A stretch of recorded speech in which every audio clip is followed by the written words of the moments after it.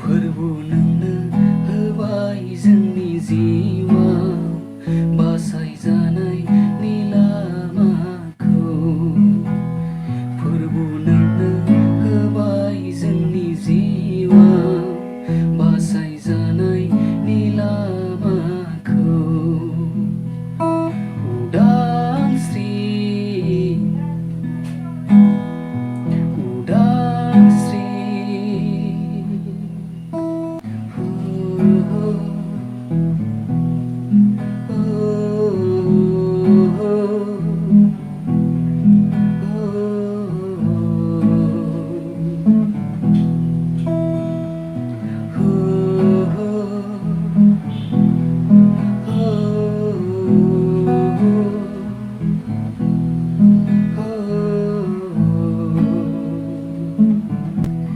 गावनि जिउखौ होनानै फोरबोनो बासायबाय सुबुं माहारिखौ नोंनि गोथार अननायजों। गावनि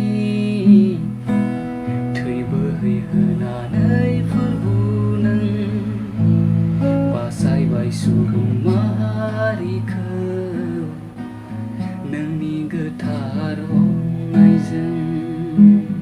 सैनांनायनिफ्राय सुबुङा गोजोननायखौ मोनबाय, दुखु दाहानिफ्राय सुबुङा रंजानायखौ मोनबाय। उदांस्रि होबाय नों फोरबो, पापनिफ्राय गनायनि लामाखौ। उदांस्रि होबाय नों फोरबो, पापनिफ्राय गनाय लामाखौ।